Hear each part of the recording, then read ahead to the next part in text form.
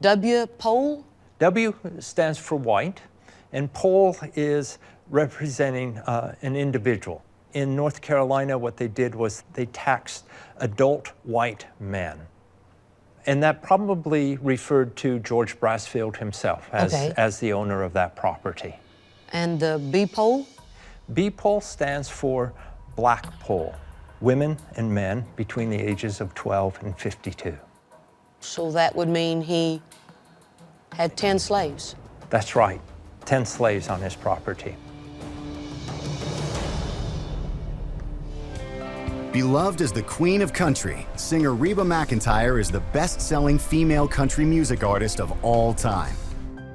Reba's talents have taken her far beyond the world of music, most notably in her award-winning hit sitcom, Reba. Reba and her husband Narvel Blackstock live in Nashville, Tennessee, where their son Shelby and Narvel's children Shauna, Brandon, and Chastity visit often.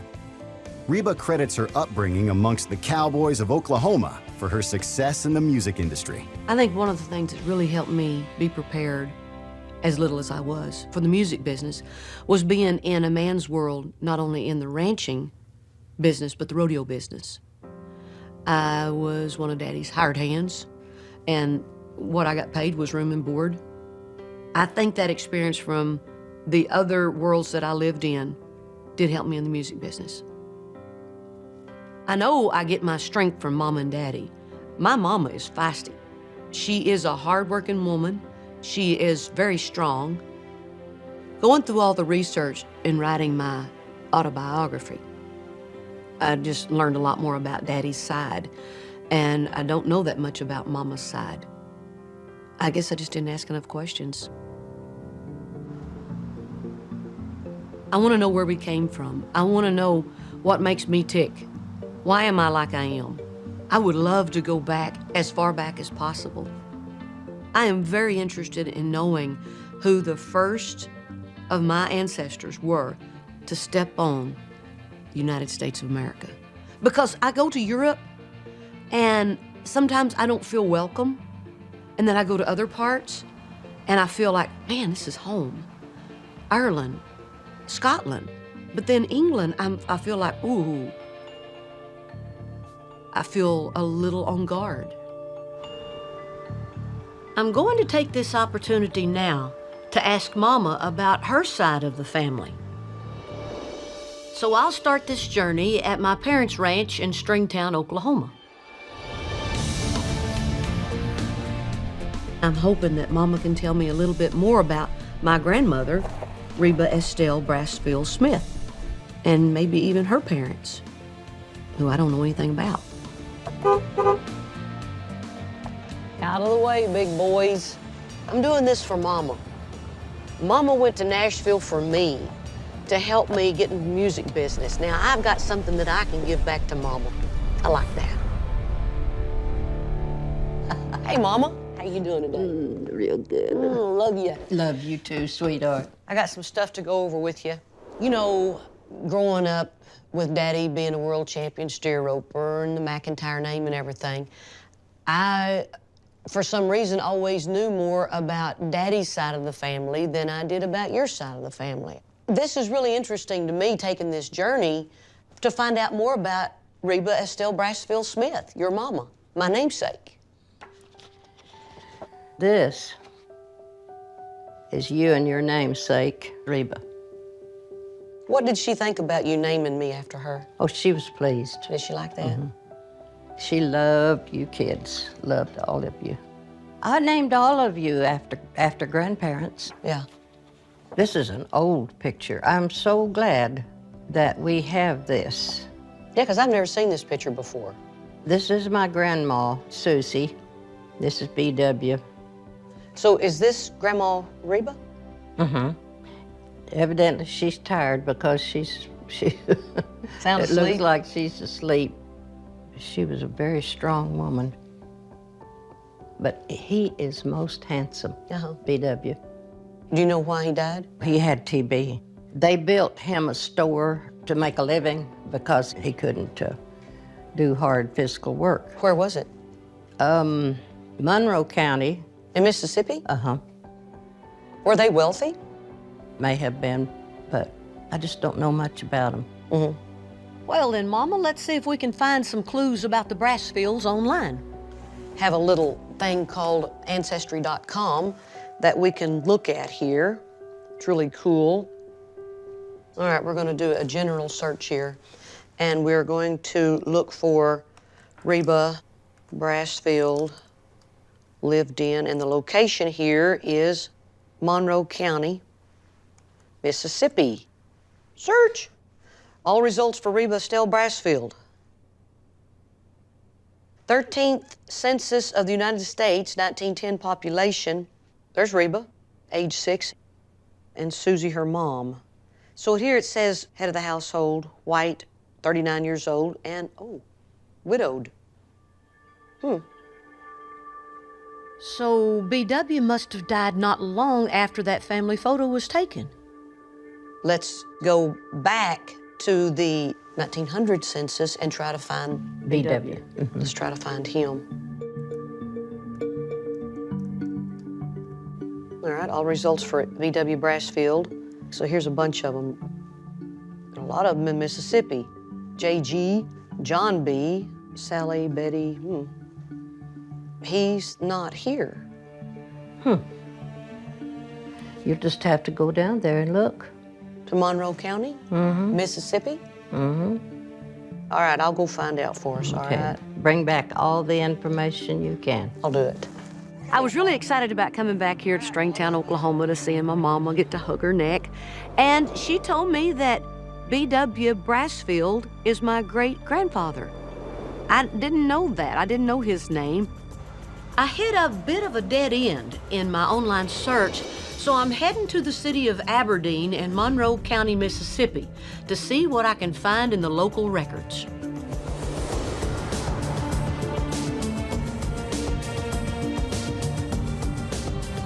I'm going to meet with a genealogist at the Evans Memorial Library, but before he arrives, I want to see what I can find out on my own. I'm starting my search for B.W. Brassfield in the early 1900s obituaries. Oh, all right, Mr. Brassfield, where are you? Hey, B. Brassfield, B-R-A. Joseph. Miss Betty Brassfield, but no B.W. And Jonas obituaries. Not in here.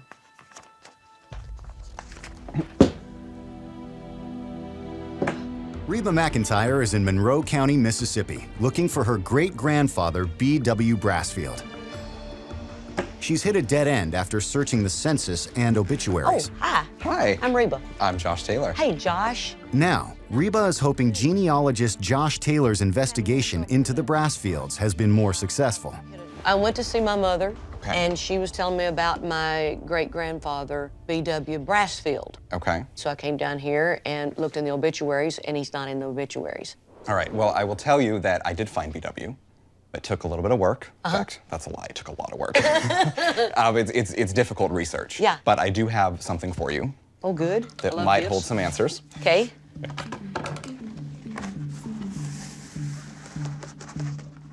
Wow, you have been doing some work.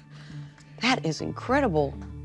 So Reba, that's my grandmother, was born 1903. B.W.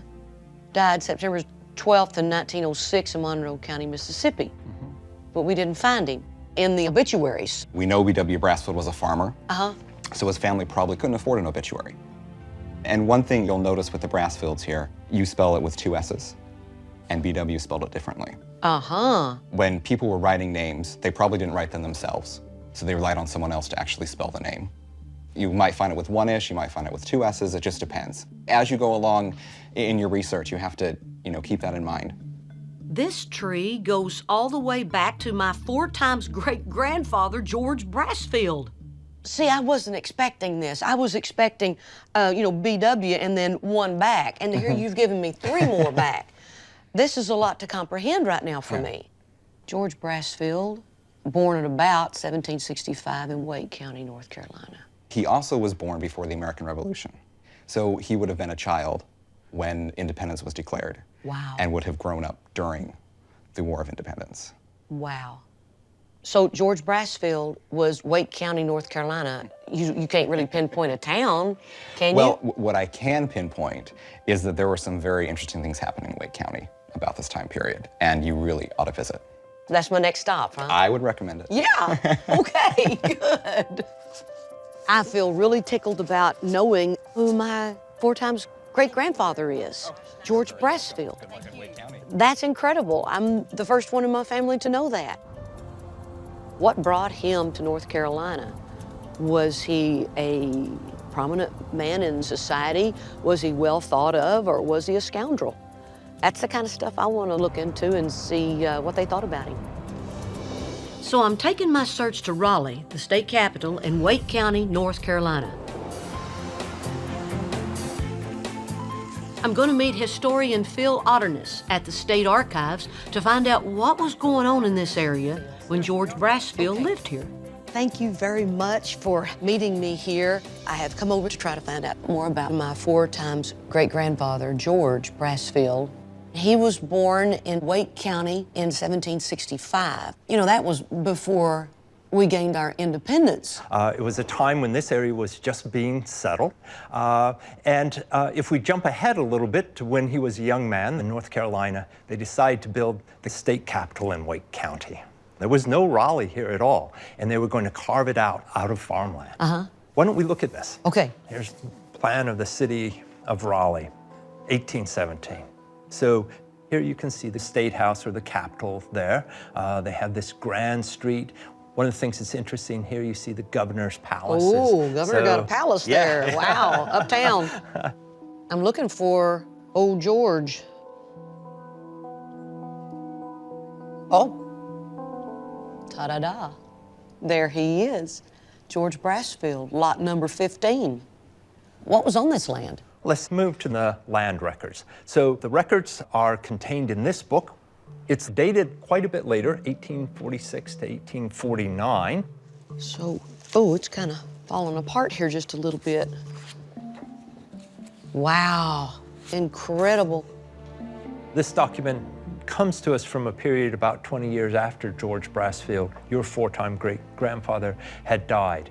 But it talks about the property that he had in the town of Raleigh. Okay, state of North Carolina. Boy, a lot of description here. Okay, here's known as Brassfield Old Tavern Lot. So he owned a bar. That's right. No wonder I'm so comfortable singing honky tonks all the time. That's hysterical. So he must have had a little bit of money, been kind of well off to own a business like that. Did he have any other properties? The best place to look for that is in the tax records. Okay.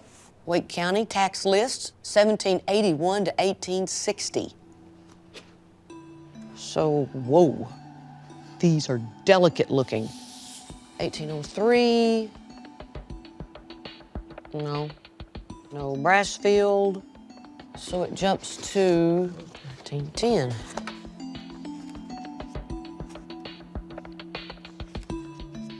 A list of the taxables and taxable property in Lick Creek District. You gotta love that. 1810.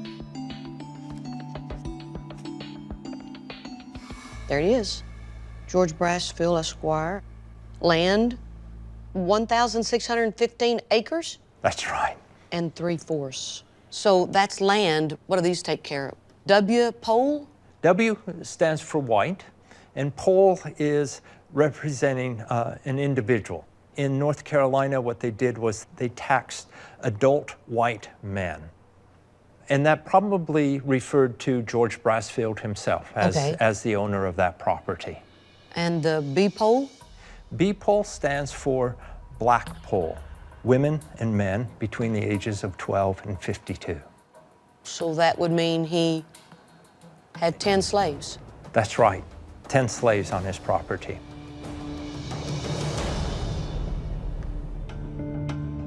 Reba McEntire is in Raleigh, North Carolina, where she just found out her 4 times great-grandfather, George Brassfield, was a respected land and business owner. But George also owned 10 slaves. You know, that's such a wild thinking nowadays of owning a person. And I would like to know, did he treat them well? Was he a fair plantation owner? Is there any way I can find that out? Well, we can't find it out from this particular document. But if you go to the Granville County Courthouse in Oxford, they have additional records on the slaves, and I think you'll be able to find out more there. Okay. Today, I've learned that my 4 times great-grandfather, George Brassfield, was a slave owner. You know, you read it in the history books and you see it in movies and television shows, but to know that your ancestors were slave owners, it does put it in a different perspective. I'm heading to the Granville County Courthouse, 40 miles north of here, which holds slave records for the region where George Brassfield lived. I'm hoping to find some kind of documentation that will help me understand my 4 times great-grandfather's role as a slave owner. So I'm meeting with North Carolina historian Harry Watson, who has been looking into this for me. One of the first places to start will actually be in newspapers. We can look for George right here on the computer. No kidding. Masters took out ads in the paper about slaves a lot. I'm gonna put in Brassfield and George. George Brassfield, Bingo. North Carolina. North Carolina, 1820. Notice, on the night of the 5th, came a traveling black man and took up for the night in one of my Negro houses. After my having notice of it, I took him under examination and he called himself Willie Tripp. The matter seemed somewhat suspicious, but in the morning he was gone, and induces me to believe him a runaway slave. Willie Tripp was evidently a runaway slave trying to get to freedom. Yeah, yeah. And George Brassfield tried to stop it. Did he get away? We don't know. Hope he did. We don't know, yeah. We have, it turns out, some records about George Brassfield and his slaves that come from different courthouses. This one is from Wake County. It's a bill of sale. Sold and delivered unto the said George Brassfield, one certain Negro man, known by the name of Davy, about 26 years of age. So he's bought a slave. Yes, he has. George Brassfield selling something to Benjamin Hobson, a girl by the name of Rachel, about 20 years of age, with her increase, her baby? A child? That means all the babies she will ever have. Wow. Sum of $300 silver dollars. So $300. $300. Well, he's a slave trader. He is. George is selling Peter, Mm-hmm. now about 3 years old. Selling him a 3-year-old kid? Yeah. Yeah. How do you sell a child? Why would you sell a child? You don't have an idea of why? Okay. There's one more document, which is the record of deeds. Okay, looks like for the sum of 20 pounds, Virginia money, paid by George Brassfield, one certain Negro girl by the name of Amy, now about 14 months of age. Really? 14-month-old baby. That's a year, 2 months. Wow. Whew, that's pretty sobering.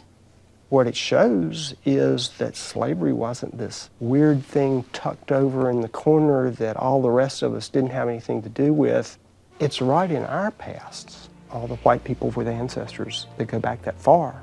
It's something that we have to talk about, and you can't have healing without acknowledgement. Absolutely.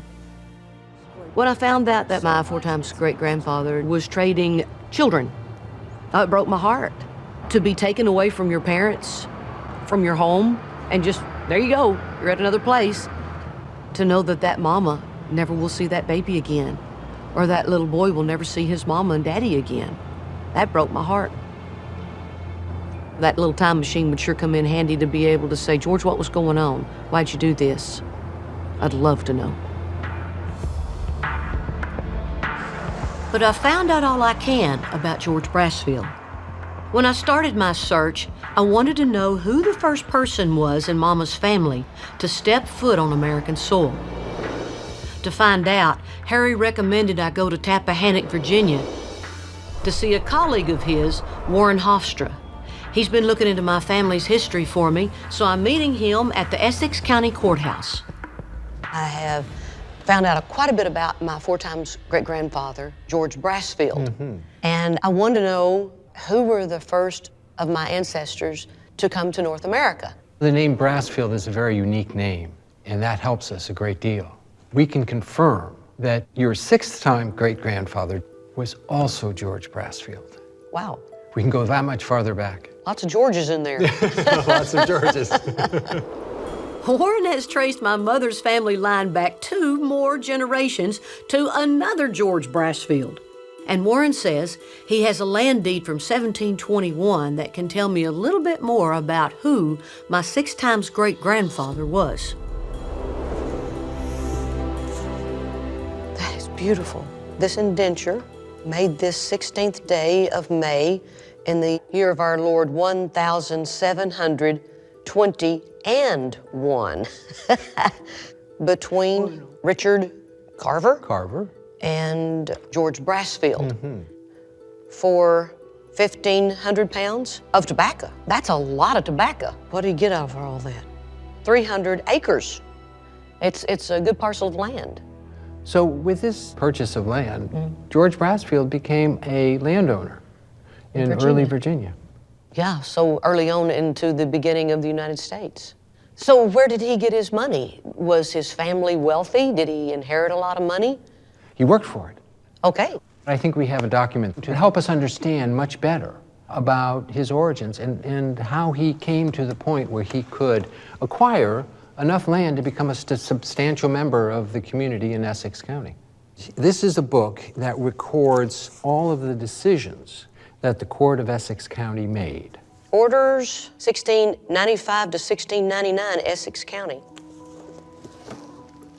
Wow, 1600s. That's going back a ways. George Brassfield, servant boy to Mr. Bernard Gaines. Wow. Is adjudged 9 years of age and the same ordered to be recorded. So what, do we know why he was working for Mr. Gaines? He was an indentured servant. At 9 years old. Reba McEntire is in Virginia, searching for the first person in her mother's family to come to America. Reba just learned her 6 times great-grandfather was an indentured servant at the age of 9. Your 6th great-grandfather had signed a contract to pay for the expenses of coming to Virginia. And he had agreed to work for a certain term of years. Okay. That's what the indenture was.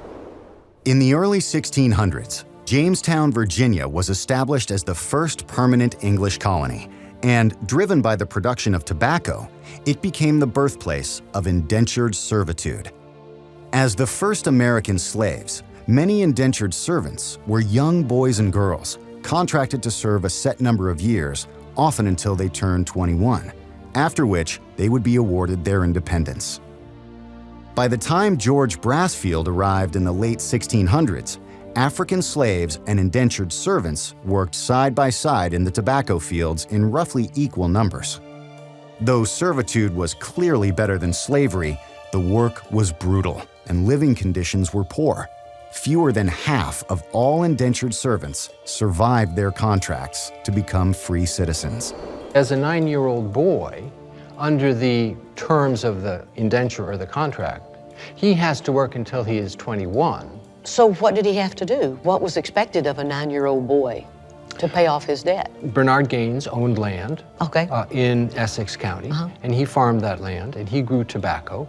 So he would help with the planting of the tobacco, the cutting of the tobacco. This was hard life. Hard work. I find this very interesting that my 6 times great-grandfather was an indentured servant, and then his grandson, my 4 times great-grandfather, owned slaves. But there are important differences. Yes, the indentured servant saw the light at the end of the tunnel of being free someday, and the slaves, they didn't have that hope. They would serve their entire life. Right. And their children would serve in perpetuity. But again, where did he come from? Why is he by himself, a 9-year-old boy? Where's his mom and dad? Let's see what we can find out about George Brassfield. So just type in his name. List of immigrants to America from Liverpool, 1697 to 1707. The names of the servants that goes to Virginia in the Loyalty, Captain Henry Brown, commander, October 19th, 1698. The Loyalty is the name of the ship, and Henry Brown is the captain. Commander of the ship. Servants that goes to Virginia. There's George Brassfield. B-R-A-S-F-E-I-L-D. Good lands, they've changed it several times. They did. This says 11 years, but here we know he's 9. Actually, what this means is that he has 11 years to serve. So this would suggest he was 10 years old. Instead of 9, but the document says he's 9. Sometimes, well, unscrupulous masters would shave a year off. So he would work longer. Work another year. Wow. See, there's 37 of them altogether. And there's no other Brassfield on here. He came over here by himself. It was a dangerous voyage. 3 or 4 months. This bothers me. I don't know where his mama is. If he had a mama at that time. To send my son on a ship like that, I'd be kicking and screaming all the way to the dock. I don't get this. I don't understand it. And if she was there, my heart goes out to her too. Oh my gosh, this breaks my heart.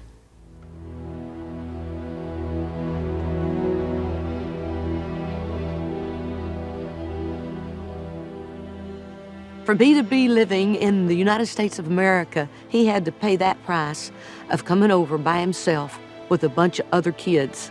Him being around the age of 9 years old, traveling on a ship 3 months from England to the shores of North America by himself. I just cannot imagine what he went through. And even though there was no hometown listed for young George on the passenger list, Warren pointed out that many of the kids who were on the boat with George were from Cheshire County. So I'm heading to Chester, England to look in the county records.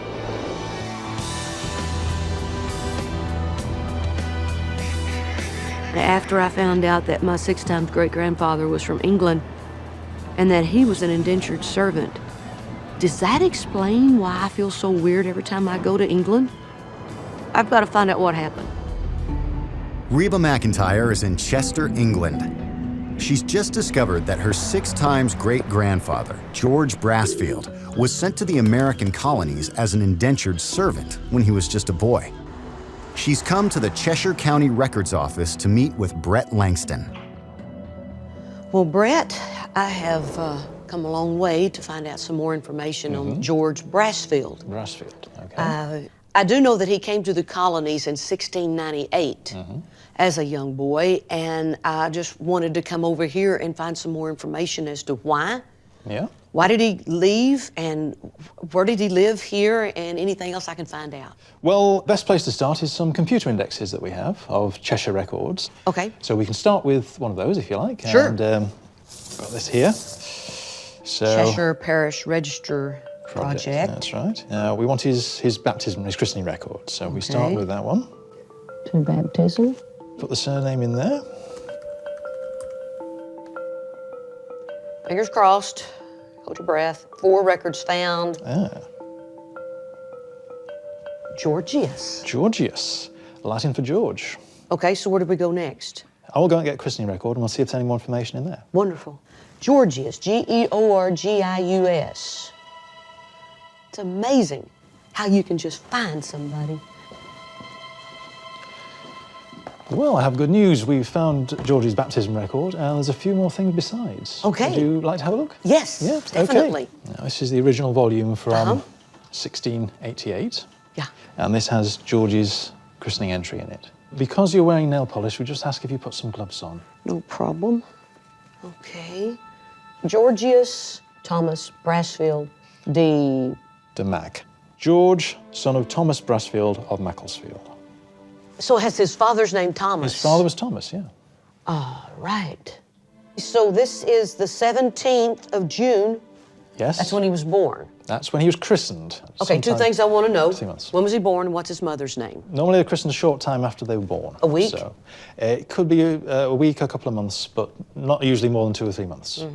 But we might be able to help with the mother's name. Okay. There is a marriage record for Thomas Brassfield some years before this. Okay. So I'll just move that out of your way. 1688. 1688. Now that's not paper. What is that? This is a form of parchment they were using at the time. Yeah. You can see it's very delicate, so we'll open it quite carefully. Oh, it just looks like it's going to crackle like a dry leaf. So it starts with christenings, and you have burials, and you have marriages here. Weddings, John, Thomas. Wow, that's a little bitty print. That right there, Thomas. Oh, that is Brassfield. I couldn't read that. Thomas Brassfield, Abigail. So now we know the mom and dad. We know George, when he was born. Yeah. And I know when he left to go to the colonies. Yeah. I just don't know why he left. Right. Is there a death record of mom and dad? Yes. That could help answer my question. Now, this is a register from 1720, and a list of people buried at Macclesfield. Thomas Brassfield. That means June the 30th of 1720, he died. That's the date he was buried, so he died a day or two before then. Okay. No longer than that. His father died when he was already in America. It still doesn't answer my question. Why did he leave? Why a 9 or 10-year-old kid was put on that boat? No. So what about his mother? Had she already passed? This is another Macclesfield St. Michael register. 1696. 1696. Abigail. Oh, you can barely see that. Wife of Thomas Brassfield. So 1696, when young George's mother passed away. That's right. And he left in 98 to go to the colonies. That's right. But his father was still around. Until 1720, yes. His father sent his son away to the Americas at 9 years old, 10 years old? That's how it seems. Why? Why did they do things like that back then? Didn't he have money to take care of him? So I think to answer that question, you'll need to go to Macclesfield and find out a bit more there. Wow. I mean, I couldn't even send Shelby to summer camp. Old Thomas. All right, before I get mad at him, I got to find out some more facts before I start drawing too many early conclusions. Thank you for showing me these documents. You're welcome. Great to know.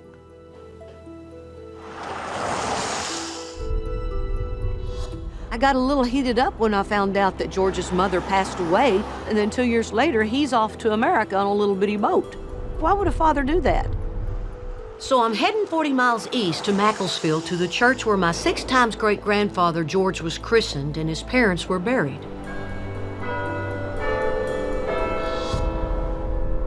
Wow. To find out why George was sent overseas, I'm meeting with historian James Horn, who has been looking into the Brassfield family. Very nice to meet you. I've come here to Macclesfield to try to find out why my 6-time great-grandfather left at 10 years old to go to the colonies while his father was still alive. Can you shed any light on him becoming an indentured servant? Well, I think it's quite likely that because his mother had died, that his father Thomas would have had a pretty hard time. And it was uncommon at this time for men to look after the children anyway. He certainly couldn't afford to send George to school or university. Apprenticeships were expensive, so there weren't many good options for him. But there was one, and the one he took was to indenture young George. That might offer him a chance of a better future, whereas maybe if he'd stayed in Macclesfield, he really wouldn't have had much of a future ahead of him. Do we know what happened to George in the colonies? He had purchased 300 acres of land, and it cost him 1,500 pounds of tobacco. That's really amazing. Yes. Because so few indentured servants made it into being landowners and owning their own plantations, and there wouldn't have been any chance he would ever have owned land in England, and certainly not 300 acres. That was a big estate here in England, so he entered the realm of a propertied landowner only in America. Great. Good for him.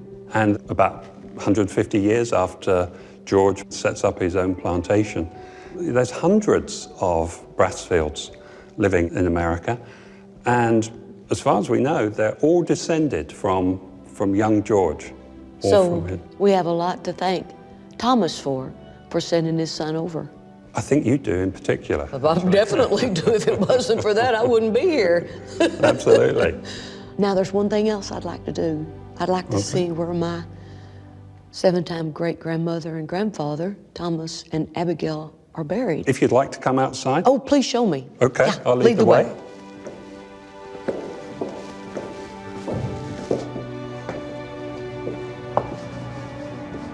This is interesting. What are these? These are headstones, and they've been laid out flat. This is the graveyard. Some were here when Thomas and Abigail and young George were here. Wow. The whole community over generations and generations are buried here beneath us. And where was Thomas buried? Maybe over there in this grassy patch, because that's where the poorer people would have been buried, and maybe with just a simple wooden cross as a marker, or maybe no marker at all. But that's probably where they are.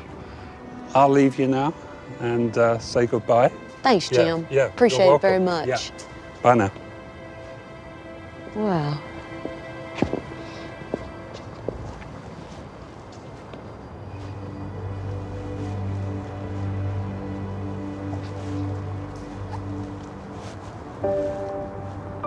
I just can't imagine losing your wife, sending your child off to a country and a place you never know what's going to happen. You'll never see him again. What a strong man Thomas was to do that. Thank you, Thomas, wherever you are.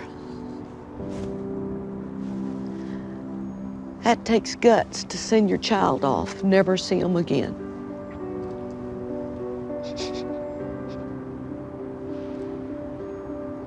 I ask for forgiveness for being mad at you, Thomas. I'm not mad at you anymore. I get a good feeling here, like I'm loved and protected. I'll come back.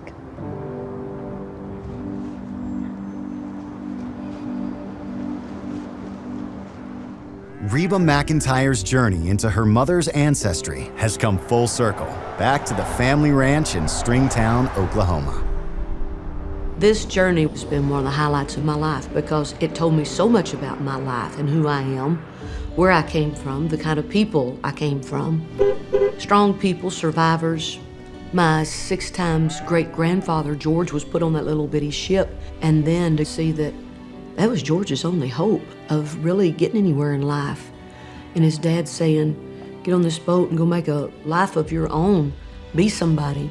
Hello. I am really good. And I'll live my dreams and my life through you, like my mama said for me when I was going to Nashville. So a huge similarity.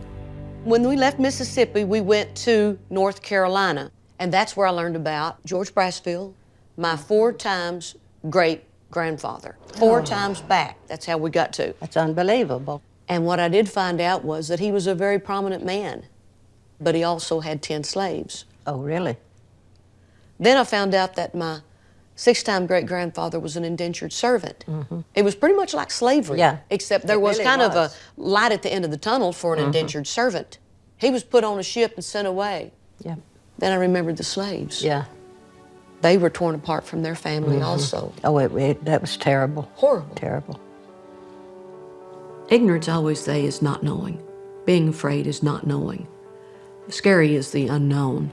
And when you know, and when you're enlightened and educated and you know what's happened, you do understand a little bit more. And in my case, I understood a lot more. We got a lot to learn. We have a lot to learn from our history. We do. We really do. Knowledge is pretty special to have.